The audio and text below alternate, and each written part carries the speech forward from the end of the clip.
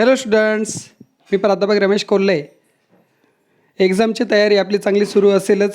मंडेपासून आपली एक्झाम सुरू होते आणि त्या संदर्भात आपण सर्वजण चांगला स्टडी करत असालच आणि त्या स्टडीसाठी माझ्या सर्वांना शुभेच्छा आहे.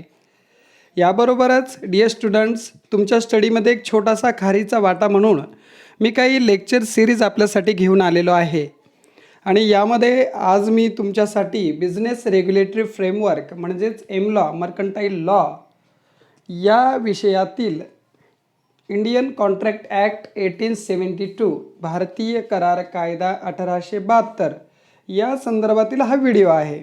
डिअर स्टुडंट्स, त्याचबरोबर TY.BComचे इतरही सब्जेक्ट मी खाली डिस्क्रिप्शन बॉक्समध्ये त्याची लिंक दिलेली आहे.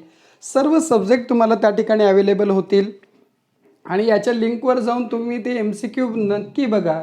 भरपूर स्टुडंट्सचे मला चांगले पॉझिटिव्ह फीडबॅक येत आहे. सो असंच तुमचं प्रेम असू द्या. आणि डिअर स्टुडंट्स, व्हिडिओ आवडले तर नक्की लाईक करा, आपल्या फ्रेंड्ससोबत शेअर करा आणि आपल्या चॅनलला नक्की सबस्क्राईब करा. चला तर वेळ वाया न घालवता आजच्या व्हिडिओला सुरुवात करूया. MCQ on Indian contract act 1872. Dear students, यामध्ये आपण काही इम्पॉर्टंट कन्सेप्ट डिस्कस करणार आहोत.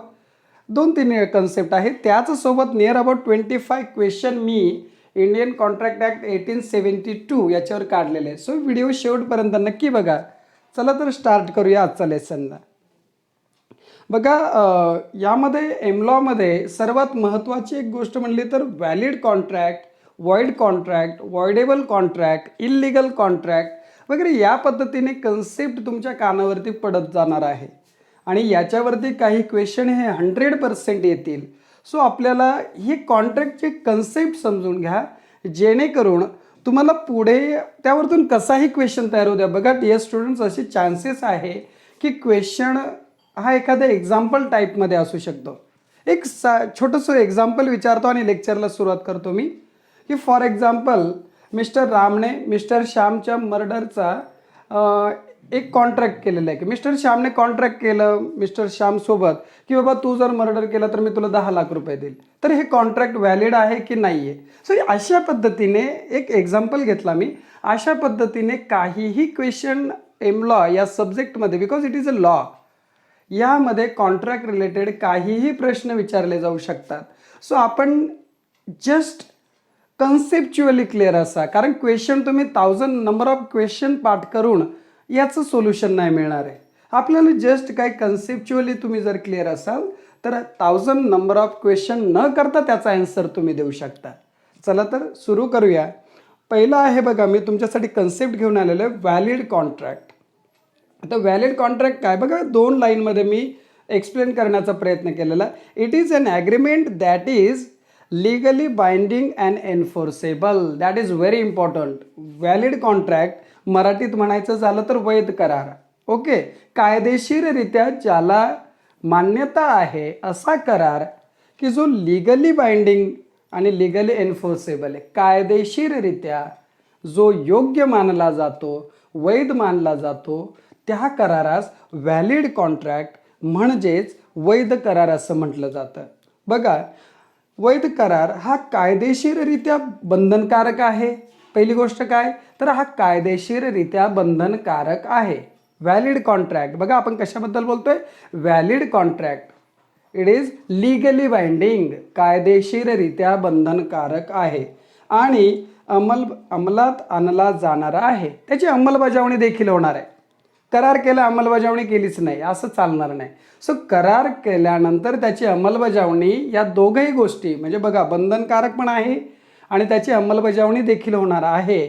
सो अशा करारास आपण कायदेशीर करार असं म्हणतो. त्याचबरोबर कायद्याच्या दृष्टिकोनातून ज्या काही महत्त्वाच्या गोष्टी आहे, ज्या पात्र गोष्टी आहे, त्या सर्व यामध्ये पूर्ण केलेल्या असणार आहे. म्हणजे फॉर एक्झाम्पल तुम्ही मायनर पर्सन बरोबर कॉन्ट्रॅक्ट नाही करू शकत. ओके, जो अल्पवयीन व्यक्ती आहे त्याच्याबरोबर कॉन्ट्रॅक्ट नाही करू शकत. 18 वर्षाच्या आतील व्यक्ती असेल त्याच्यासोबत तुम्ही करार करताय, त्याच्यासोबत कॉन्ट्रॅक्ट करताय, that is not legal. So अशा जे काही गोष्टी आहे, एक एक्झाम्पल म्हणून मी सांगितलं. त्याचबरोबर इल्लिगल ज्या गोष्टी आहे की ज्या कायद्याच्या तरतुदीत येत नाही, अशा गोष्टींचं तुम्ही कॉन्ट्रॅक्ट करू शकत नाही. ठीक आहे. सो या पद्धतीने ह्या ज्या पात्र गोष्टी, या सर्व नियमातील गोष्टींचं पालन करून जो करार केला जातो त्यास व्हॅलिड कॉन्ट्रॅक्ट म्हणजेच वैध करार असं म्हटलं जातं. पुढचा आहे बघा, सेकंड मी तुमच्यासाठी पॉईंट घेऊन येणार आहे, तो आहे void contract or agreement. Void contract or void agreement. Okay, void contract. Void म्हणजे काय, त्याला मराठीत आपण म्हणू शकतो शून्य करार किंवा निरर्थक करार. वॉइड बघा, जस्ट लिटल डिफरन्स आहे स्पेलिंगमध्ये. व्हॅलिड, व्हॅलिड म्हटलं की ते योग्य करार आहे, वैध करार आहे, कायदेशीररित्या तो तुम्ही अंमलात आणू शकता, कायद्याचं त्याला पाठबळ आहे. मात्र वॉइड म्हटलं, VOID, वॉइड म्हटलं की वॉइड कॉन्ट्रॅक्ट मीन्स शून्य करार, निरर्थक करार. निरर्थक शब्दातच तुमच्या लक्षात आलं असेल की void contract is an agreement not enforceable by law is said to be void. An agreement, मी पुन्हा रिपीट करतोय, an agreement not enforceable by law is said to be void. Dear students, आपल्याला एक एक वर्ड, लॉ म्हटल्यानंतर एक एक वर्डवर आपल्याला कॉन्सन्ट्रेशन करायचं आहे, ठीक आहे ना. या ठिकाणी काय म्हणतोय, an agreement not enforceable by law. Okay, not enforceable by law, here not word is very important. आम्ही जर या ठिकाणी म्हटलं an agreement is enforceable by law, बघा बरं का, मी नॉट काढून घेतला आहे आता. An agreement enforceable by law that is valid contract. आणि जर आम्ही म्हणतोय की agreement is not enforceable by law that is void contract. लक्षात ठेवायचं आहे. मराठीत आपण थोडक्यात डिस्कस करूया. बघा, हा जो निरर्थक करार किंवा शून्य करार आपण जो म्हणतो तो कलम 2J यामध्ये दिलेला आहे. म्हणजे शून्य करारची व्याख्या काय बघूया. जेव्हा एखादा करार लागू करता येत नाही तेव्हा तो कायद्याने अंमलात आणला जाणारा करार रद्दबातल होतो. त्याला रद्दबातल करार तुम्ही म्हणू शकता, त्याला अंमलात आणू शकत नाही. म्हणजे याचा अर्थ थोडक्यात आपण बोलू शकतो, कोर्टाद्वारे लागू न होणारे सर्व करार हे रद्दबातल आहे.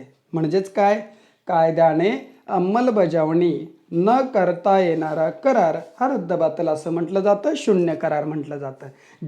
बघा थोडक्यात समराईज करतो मी.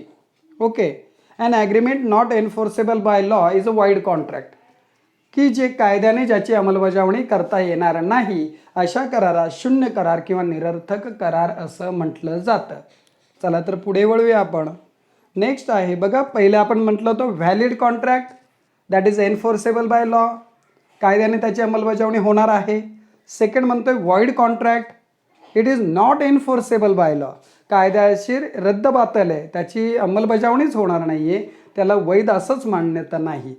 आणि थर्ड आहे वॉइडेबल कॉन्ट्रॅक्ट. बघा थर्ड आहे सेक्शन 2I मध्ये सांगितलेलं voidable contract.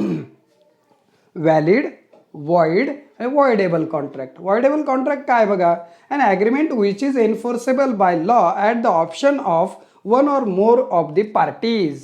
It is a option for one or more parties. Okay, मराठीमध्ये आपण डिस्कस करूया, थोडं इंग्लिशमध्ये समजून घ्या. Voidable contract is a valid contract. फार महत्त्वाचं आहे, तुम्हाला ट्रू ऑर फॉल्स यामध्ये देखील विचारलं जाऊ शकतं. Voidable contract is valid contract, true or false. It is absolutely true. बघा, valid contract that is also valid for contract. Void म्हणतोय, VOID, void that is not valid. But इथे voidable बोलतोय, voidable देखील व्हॅलिड कॉन्ट्रॅक्ट आहे. लक्षात ठेवायचं आहे. वॉइडेबल कॉन्ट्रॅक्टमध्ये आपण वन ऑर टू पार्टीचा ऑप्शन असतो आणि इट इज व्हॅलिड कॉन्ट्रॅक्ट. हे काही महत्त्वाच्या टर्म लक्षात ठेवा. It is a valid contract. Voidable contract is a valid contract. काय कसं आहे हे नेमकं, याची अंमलबजावणी कशी होते, तर वॉइडेबल कॉन्ट्रॅक्टची जी अंमलबजावणी आहे, at least one of the parties has to be bound to terms of the contract. Voidable कॉन्ट्रॅक्टमध्ये तुम्हाला जरी ऑप्शन दिला आहे तरी देखील ॲटलिस्ट वन पार्टी, एक पार्टी तरी याला बांधील असली पाहिजे. फार महत्त्वाचं आहे, लक्षात ठेवा. दोन पार्टी आहे आणि दोन पार्टीमधील एक इल्लीगल पार्टी आहे, मात्र एक लीगल पार्टी आहे. बघा मी काय म्हणतोय, there are two parties and one party is illegal आणि एक लीगल आहे. तर या केसमध्ये लीगल पार्टीसाठी बंधनकारक झालेला आहे. सो हे लक्षात ठेवणं आपल्याला गरजेचं आहे. बघा मराठीत आपण समजून घेऊया. वॉइडेबल कॉन्ट्रॅक्टमध्ये एक किंवा त्याहून अधिक पर्यायांवर कायद्याने अंमलात आणणारा करार हा करार वैध करार आहे. कसा आहे हा? वैध करार आहे. त्यामध्ये एक किंवा अधिक पर्याय असणार आहे आणि ह्या एक किंवा अधिक पर्यायांपैकी किमान एक पक्ष कराराच्या अटींवर बंधनकारक असला पाहिजे, हे लक्षात घ्या. चला तर पुढे वळूया. नेक्स्ट आहे इल्लीगल कॉन्ट्रॅक्ट. अभी तो ये तो नाम में सब कुछ है, इल्लीगल बोलतोच आहे आपण. an agreement that leads to one or all the parties breaking the law or not conforming the norms of the society is deemed to the illegal court. ठीक आहे. बेकायदेशीर करार. आता इल्लीगल कॉन्ट्रॅक्ट म्हणजे काय? तर इट इज आपण मराठीत म्हणू शकतो बाबा बेकायदेशीर करार. मग यामध्ये काय? ज्या करारामुळे एक किंवा सर्व पक्ष कायदा मोडतात. काय म्हटलं? एक किंवा सर्व, दोन पार्टी आहे, तीन पार्टी, व्हॉट एव्हर, एक किंवा सर्व पार्टी, सर्व पक्ष जे आहे हे कायदा मोडत असतील किंवा समाजातील निकषांचे पालन करीत नसतील, ओके, अशा करारास कोर्टाने बेकायदेशीर मानलेलं आहे. काय म्हटलंय बघा? ज्या करारात एक किंवा सर्व पक्ष कायदा मोडताय, कुठेतरी कायद्याचं नुकसान होत आहे, कायद्याची अंमलबजावणी होत नाही आहे, कायदेशीर बाबी नाही आहे आणि त्याचबरोबर समाजातील घटकांच्या निकषांचे, जे समाजाचे निकष आहे याचं पालन होत नसेल, अशा करारास बेकायदेशीर करार असं म्हटलं जातं. डिअर स्टुडंट्स, हे काही इम्पॉर्टंट टर्म्स होत्या. तुम्ही अजूनही अशाच पद्धतीने काही टर्म्स समजून घ्या. पुढे आपण काही इम्पॉर्टंट क्वेश्चन काढलेले, नियर अबाउट 25 क्वेश्चन आहे, आपण त्यावरती स्टार्ट करूया डिस्कशन. फर्स्ट बघा, the contract act of 1872 was enacted on. Okay, जो भारतीय करार कायदा 1872, भारतीय करार कायदा 1872 जो आहे हा केव्हा तयार करण्यात आला? बघा दोन गोष्टी आहे, एन्फोर्स्ड वेगळं आणि इनॅक्टेड वेगळं. या ठिकाणी आपण म्हणतो इनॅक्टेड, तयार केव्हा झाला? सो भारतीय करार कायदा म्हणजेच Indian contract act 1872 that is enacted on 25 April 1872. Enacted तर तयार केव्हा झाला? तयार होऊन आहे मात्र अजून अंमलबजावणी नाही झाली. केव्हा तयार झाला? 25 एप्रिल 1872 मध्ये. ओके, पुढे वळूया सेकंड क्वेश्चनकडे. The contract act 1872 was enforced on. बघा आपण अगोदरच्या क्वेश्चनमध्ये म्हणतो इनॅक्टेड, जस्ट तयार झालेला आहे 25 एप्रिल 1872 मध्ये आणि इथे क्वेश्चन नंबर सेकंडमध्ये आपण म्हणतोय the Indian contract act 1872 was enforced on. Enforced on म्हणजे त्याची अंमलबजावणी केव्हा झाली, यूजमध्ये केव्हा आला, वापरामध्ये केव्हा आला. सो द कॉन्ट्रॅक्ट ॲक्ट भारतीय करार कायदा 1872 हा 1 सप्टेंबर 1872, 1 सप्टेंबर 1872 मध्ये त्याची अंमलबजावणी झाली. ओके, एन्फोर्स्ड म्हटलं की 1 सप्टेंबर 1872 आणि इनॅक्टेड म्हटलं की 25 एप्रिल 1872. जस्ट मी अगोदरच म्हटलंय law it's completely depend on word to word. एक एक शब्द आम्हाला या ठिकाणी लक्षात ठेवायचा आहे. चला तर पुढे वळूया नेक्स्ट क्वेश्चनकडे. There are dash dash essential ingredients of contract. So answer is 3. किती घटक आहे बाबा? जो करार आहे या करारात किती घटक आहे? तर देर आर 3 पार्टीज, 3 पक्ष आहे. किती पक्ष आहे? थोडक्यात आपल्या कायद्याच्या भाषेत तर 3 पक्ष असू शकतात, लक्षात ठेवायचे. पुढे वळूया. Fourth, reciprocal contract means dash dash. म्हणजेच काय? परस्पर करार म्हणजे काय? ओके ना. Reciprocal contract means bilateral contracts. Dear students, note down करून ठेवा word. Reciprocal contract means bilateral contracts म्हणजेच द्विपक्षीय करार.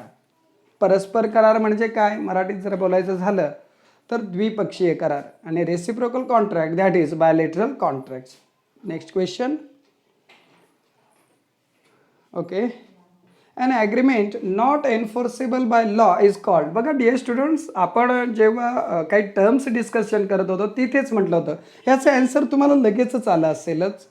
अन agreement not enforceable by law is called dash dash. कायद्याद्वारे अंमलबजावणी न करण्यायोग्य करार टिंब म्हटले जाते, डॅश डॅश म्हटले जाते. ओके, सो कायद्याने ज्याची अंमलबजावणी होणार नाही आहे, not enforceable by law, that is void agreement किंवा शून्य करार, निरर्थक करार. ओके, चला तर पुढे वळूया. A proposal Wien accepted become dash dash. म्हणजेच काय, प्रस्ताव जेव्हा स्वीकारला जातो तेव्हा डॅश डॅश तयार होतं. So when proposal accepted it become promise. Firstly proposal, बघा हे सिक्वेन्स पण येऊ शकतो. फर्स्टली प्रपोजल, देन प्रपोजलला ॲक्सेप्टन्स मिळणार आहे, आणि जेव्हा प्रपोजलला ॲक्सेप्टन्स मिळेल दॅट प्रपोजल, ते जे प्रपोजल आहे त्याचं प्रॉमिसमध्ये रूपांतर होईल. म्हणजेच एखादा प्रस्ताव मांडला जाईल आणि त्या प्रस्तावाला जेव्हा स्वीकृती येईल, स्वीकृती आल्यानंतर त्या प्रस्तावाचं रूपांतर वचन यामध्ये होतं, करारामध्ये होऊन जाईल मग पुढे. चला तर पुढे वळूया. Next, consideration must move at the desire of dash dash. Consideration must move at the desire of dash dash. So consideration must move at the desire of promisor. म्हणजेच काय, मोबदला जो आहे, बघा आपण मराठीत पण डिस्कस करतोय, लक्ष देत चला. मोबदला जो आहे हा कोणत्या बाबीवर, कुणाच्या बाबीवर ते हस्तांतरित होऊ शकतो. ओके, तर आहे प्रॉमिसर जो आहे. ओके, वचनकर्ता याच्या म्हणजे थोडक्यात वचनकर्त्याच्या कन्सिडरेशनवरती किंवा तो काय होऊ शकतो, मूव्ह होऊ शकतो, हे लक्षात ठेवायचं आहे. चला तर पुढे जाऊया. कन्सिडरेशन मे बी, कन्सिडरेशन मोबदला. ठीक आहे, कन्सिडरेशन मे बी कसा असू शकतं, कन्सिडरेशन मोबदला कसा असू शकतो. एखादा करार पूर्ण करायचा आहे तर त्याला कन्सिडरेशन मस्ट आहे, लक्षात घ्या. म्हणजे कोणताही करार पूर्ण तेव्हाच होईल जेव्हा त्याच्यामध्ये मोबदला, कन्सिडरेशनचा समावेश असेल. आणि कन्सिडरेशन मे बी कसं असू शकतं, पास्ट, प्रेझेंट और फ्युचर, एनी टाईपचं. पास्ट असू शकतं, प्रेझेंट असू शकतं, फ्युचर असू शकतं. मोबदला लक्षात येते. So answer is all of the above. Next, consideration in simple terms means anything in return or something in return. So that is something in return. एखाद्या गोष्टीच्या मोबदल्यात आम्हाला काहीतरी मिळणं, that is something in return. चला तर पुढे वळूया. A contract depend on happening or non-happening of the future uncertain event. एखादा असा करार आहे की जो भविष्यात एखादी गोष्ट घडेल किंवा एखादी गोष्ट घडणार नाहीत याच्यावरती अवलंबून आहे. Okay, it's completely depend on happening, एखादी गोष्ट घडेल, ऑर नॉन हॅपनिंग किंवा घडणार नाही याच्यावरती डिपेंड आहे. तर अशा करारास काय म्हटलं जातं, तर आहे कॉन्टिंजेंट कॉन्ट्रॅक्ट. अनिश्चित आहे. ओके, ती गोष्ट घडेल किंवा नाही घडणार, घडली तर कॉन्ट्रॅक्ट काय असेल, नाही घडली तर काय, हे पूर्ण अनसर्टन आहे. आणि अशा करारास कॉन्टिंजेंट कॉन्ट्रॅक्ट म्हणजेच अनिश्चित करार असं म्हटलं जातं. अ कॉन्ट्रॅक्ट डिपेंड ऑन हॅपनिंग और नॉन हॅपनिंग, हे लक्षात ठेवा. हॅपनिंग और non happening, it's uncertain, that is contingent. Okay, अनिश्चित आहे.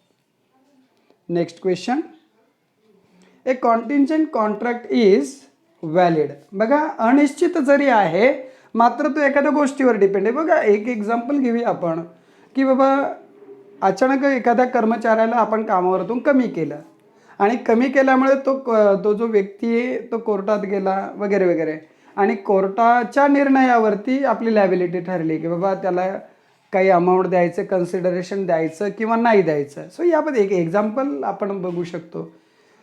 So it is valid.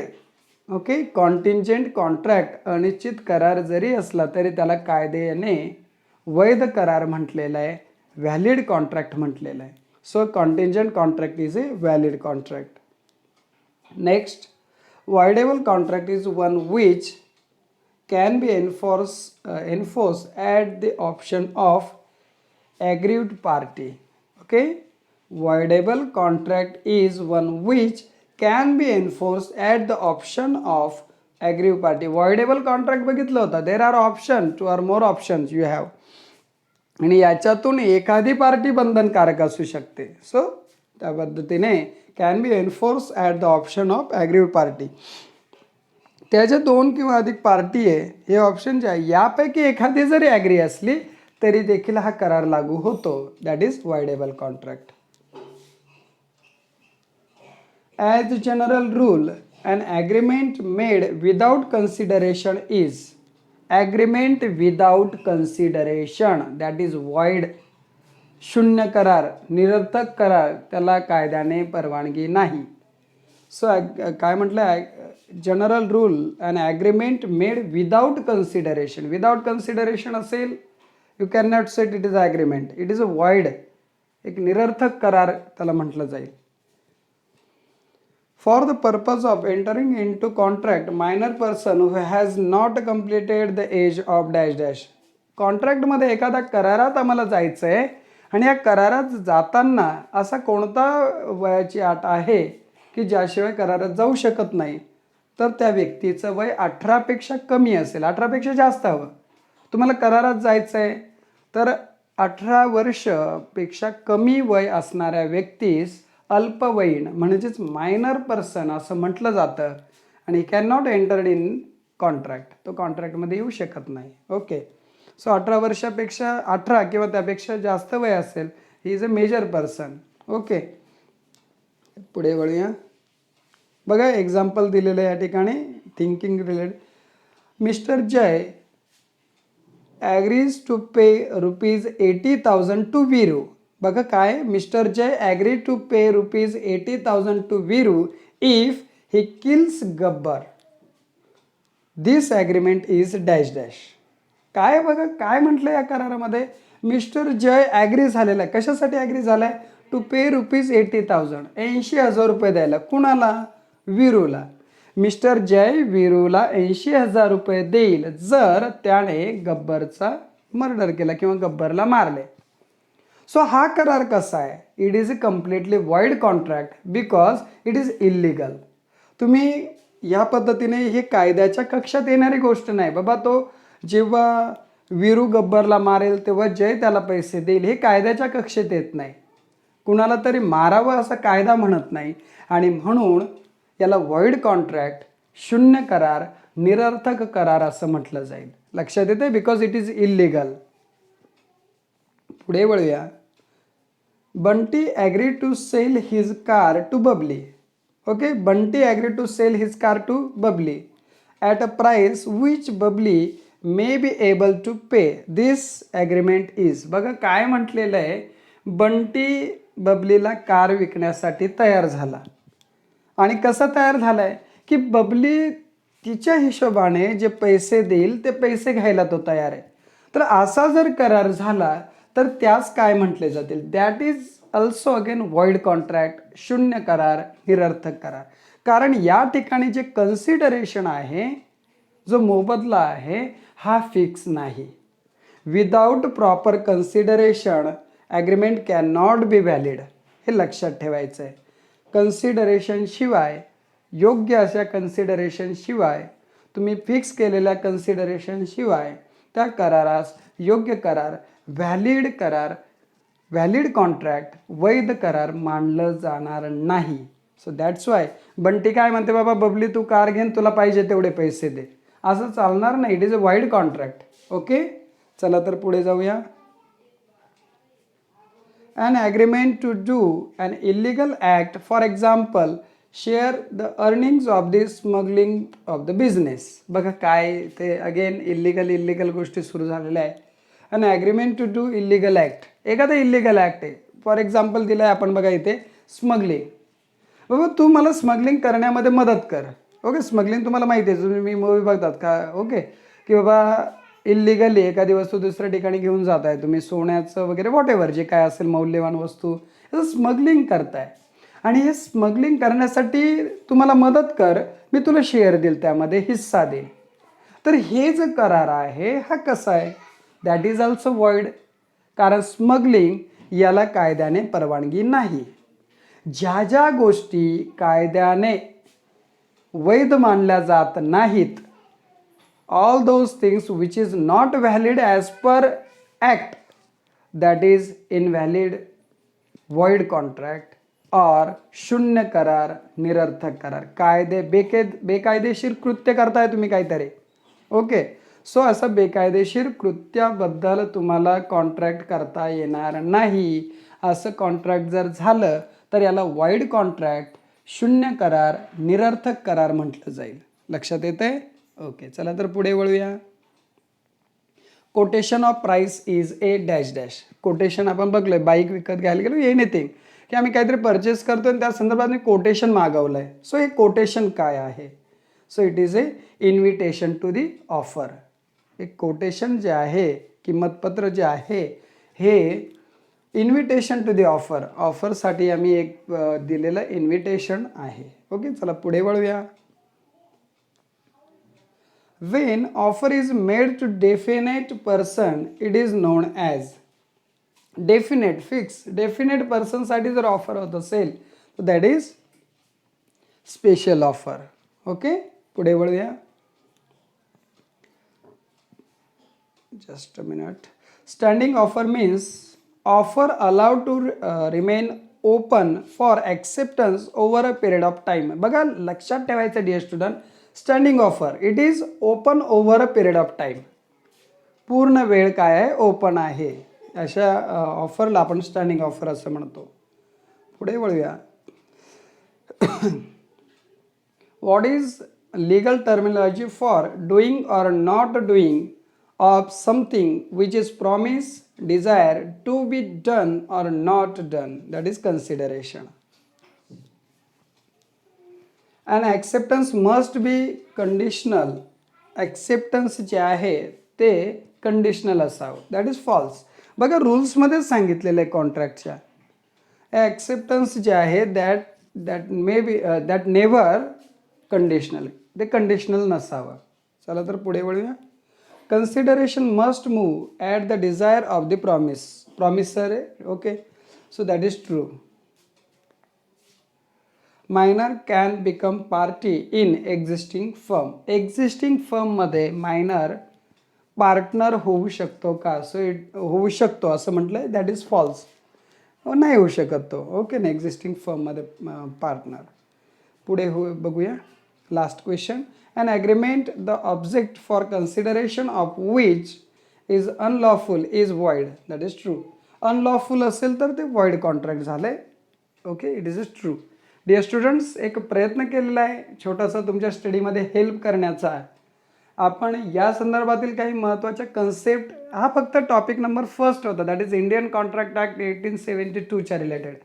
तुम्ही देखील अजून अशा काही कन्सेप्ट असतील शोधा, छान स्टडी करा आणि all the best for your study, for your exam. Bye.